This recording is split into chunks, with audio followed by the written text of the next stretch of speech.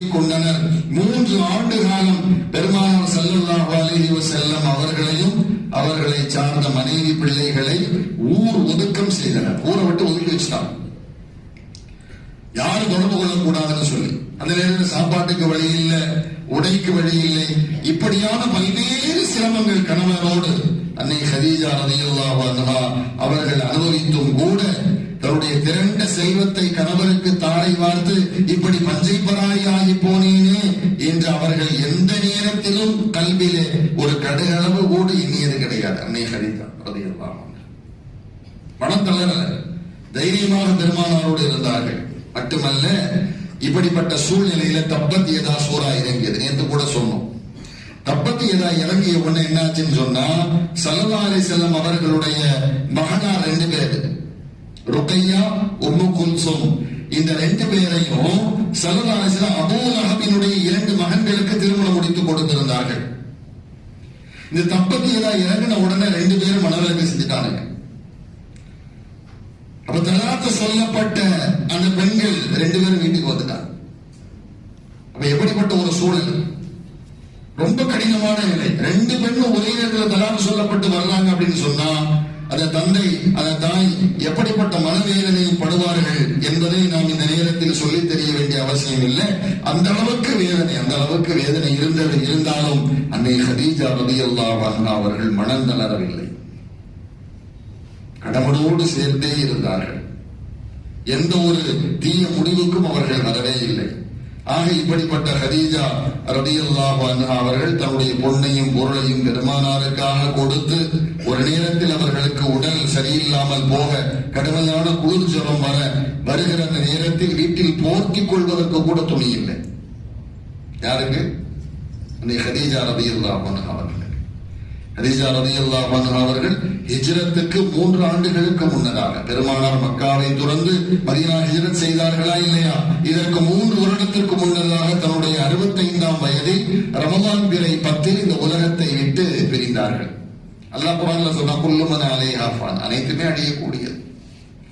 அது எப்படிப்பட்ட நபராக இருந்தாலும் சரி, அல்லாஹ் இந்த பூமியில் அவர்களை அனுப்பி ஒரு நேரத்திலே கைப்பற்றிக் கொள்வான் என்பது இயற்கை தானே, அது நடைமுறையில் உள்ளது. அந்த வகையில் ஹதீஜா ரலியல்லாஹு அன்ஹா அவருடைய மரணம் ஸல்லல்லாஹு அலைஹி வஸல்லம் அவர்களுக்கு ரொம்ப வேதனை ஏற்படுத்துச்சு. பெருமானார் ஸல்லல்லாஹு அலைஹி வஸல்லம் அவர்கள் ஹதீஜா அம்மையாரோடு 25 ஆண்டுகள் குடும்பம் நடத்தினார்கள். அந்த 25 ஆண்டும் எந்த பெண்ணையும் ஸல்லல்லாஹு அலைஹி வஸல்லம் திருமணம் செய்யல.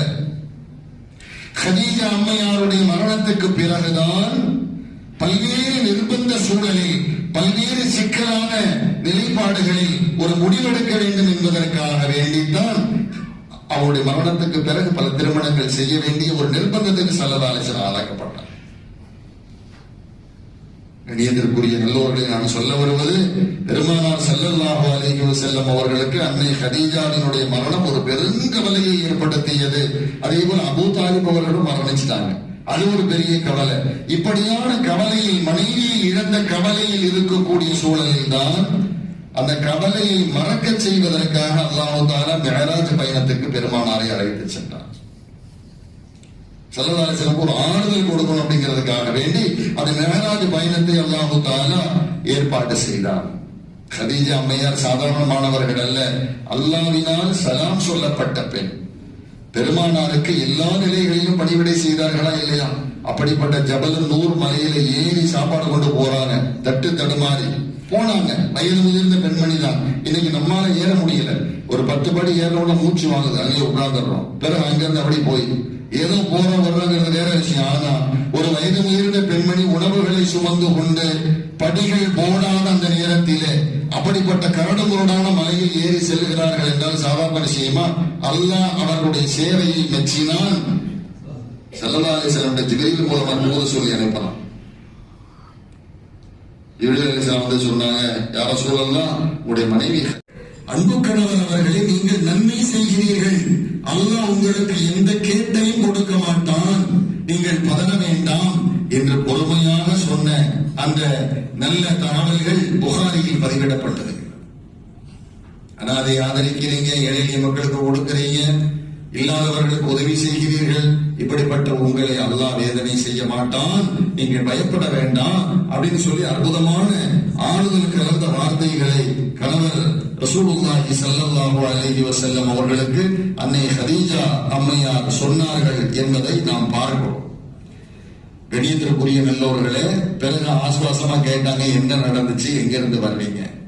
நான் ஹிரால இருந்தேன், இப்படியான சில உருவத்தை நான் பார்த்தேன், இப்படியாக தன்னுடைய விவரங்களை விவரிக்கவே ஹதீஜா அம்மையார் என்ன செஞ்சாங்க, தன்னுடைய பெரிய தந்தையிடத்தில் அழைத்து சென்றார்.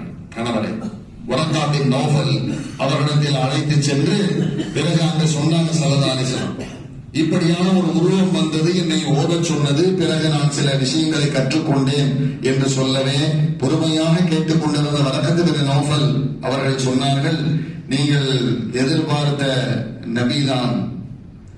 இறுதி காலத்தில் என் போன்ற அறிஞர்கள் எல்லாம் எதிர்பார்த்த நபி நீங்க தான். இந்த காலத்தில் உள்ள மக்களுக்கு நீங்க தான் நபி. உங்களிடத்தில் வந்து சென்ற இந்த உருவம் வேறு யாரும் அல்ல, ஒவ்வொரு நபியிடத்திலும் வருகிற உருவம் தான், அவர்கள் தான் ஜிப்ரீல் என்று விளக்கம் சொல்லிவிட்டு பிறகு சொன்னாங்க, ஒரு நாள் வரும், அந்த நாளில் இதே மக்கபா நகர மக்கள் உங்களை இந்த ஊரை விட்டு அப்புறப்படுத்துவார்கள்.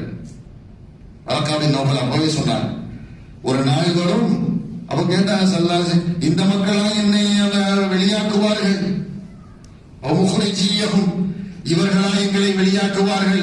ஏன்னு சொன்னா இந்த மக்கள் எல்லாம் என்னை நன்னம்பிக்கையாளன் என்று என்னை போற்றுகிறார்களே, என் மீது நேசம் வைத்திருக்கிறார்களே, இவர்களா என்னை வெளியாக்குவார்கள்? வரக்கா பின் நௌஃபல் சொன்னாதான் வெளியாக்குவார்கள். அந்த நேரத்தில் நான் ஹயாத்தாக இருந்தால் உங்களுக்கு உறுதுணை செய்வேன், உதவியாக இருப்பேன் என்றார். ஆனா வரக்கா பின் நௌஃபல் அந்த நேரம் வரைக்கும் உயிரோட இல்லை, வஃபாத்தாயிட்டார். கணியத்திற்குரிய நல்லோர்களே, பெருமானார் ஸல்லல்லாஹு அலைஹி வஸல்லம் அவர்கள் இந்த சமூகத்துக்கு நபியாக வந்திருக்கிறார் என்று முதலாவதாக சொன்ன அதனால் வரக்கா பின் நௌஃபல். பெண்களிலே முதலாவதாக பெருமானாரை நபியாக ரசூலாக ஏற்றுக்கொண்டவர் யார்? அன்னை ஹதீஜா ரலியல்லாஹு அன்ஹா. ஆண்களில் அவர், பெண்களில் இவர். ஹதீஜா அம்மையார் ரலியல்லாஹு அன்ஹா புரிந்து கொண்டார்கள், ஆஹா அல்லாஹ் தஆலா நம்முடைய கணவரை இறுதி நபியாக தேர்வு செய்திருக்கிறார், நான் கண்ட கனவு பலித்து விட்டது என்று சந்தோஷப்பட்டதோடு மரபுக்கு சிந்திக்கிறாங்க, நம்முடைய பெரிய தந்தை இப்படி வேற சொல்லிட்டாங்களே, கணவருக்கு ஆபத்து வரும், துன்பம் வரும் என்று, அதையும் சந்திக்கலாம் என்ற முடிவோடு இருந்தார்கள் ஹதீஜா அம்மையார். கணவருக்கு என்ன வந்தாலும் சந்திக்கலாம் அப்படிங்கிற சிந்தனையில இருந்தாங்க. வரக்கா ரலியல்லாஹு அன்ஹு அவர்கள் சொன்னது போல தொல்லைகள் மக்காவாசிகள் மூலமாக தொடர்ந்தது. ஊர் மக்கள் வெறுத்தார்கள். எந்த மக்கள் எல்லாம் பெருமானாரை நன்னம்பிக்கையாளர் என்று சொன்னார்களோ, பெருமானார் இப்படி தன்னை ரசூல் என்று அறிமுகம் செய்யும் பொழுது அது ஊர் மக்கள் எல்லாம் வெறுத்தனர், உறவுகள் எல்லாம் ஒதுங்கிக் கொண்டனர். 3 ஆண்டு காலம் பெருமானார் ஸல்லல்லாஹு அலைஹி வஸல்லம் அவர்களையும் அவர்களை சார்ந்த மனைவி பிள்ளைகளை ஊர் ஒதுக்கம் செய்தனர். ஊரை விட்டு ஒதுக்கி வச்சுட்டாங்க, யாரும் தொடர்பு கொள்ளக்கூடாதுன்னு சொல்லி. அந்த நேரத்தில் சாப்பாட்டுக்கு வழி இல்லை, உடைக்கு வழி இல்லை. இப்படியான பல்வேறு சிரமங்கள் கணவனோடு அன்னை ஹதீஜா ரலியல்லாஹு அன்ஹா அவர்கள் அனுபவித்தும் கூட தன்னுடைய திரண்ட செல்வத்தை கணவருக்கு தாரை வார்த்து இப்படி பஞ்சை பராரியாகி போனேனே என்று அவர்கள் எந்த நேரத்திலும் கல்வியிலே ஒரு கடுகளவு கூட எண்ணியது கிடையாது. அன்னை ஹதீஜா ரலியல்லாஹு அன்ஹா மனத்தளர தைரியமாக பெருமானாரோடு இருந்தார்கள். மட்டுமல்ல, இப்படிப்பட்ட சூழ்நிலையில தப்பத் யதா சூரா இறங்கியது. நேற்று கூட சொன்னோம். தப்பத் யதா இறங்கிய உடனே என்னாச்சுன்னு சொன்னா, ஸல்லல்லாஹு அலைஹி வஸல்லம் அவர்களுடைய மகனார் 2 பேர், ருக்கையா, உம்மு குல்சும், இந்த 2 பேரையும் ஸல்லல்லாஹு அலைஹி வஸல்லம் அபூ லஹபினுடைய 2 மகன்களுக்கு திருமணம் முடித்து கொடுத்திருந்தார்கள். இந்த தப்பத் யதா இறங்கின உடனே 2 பேரும் மனவிலக்கு செஞ்சுட்டாங்க. அப்ப தலாக்கு சொல்லப்பட்ட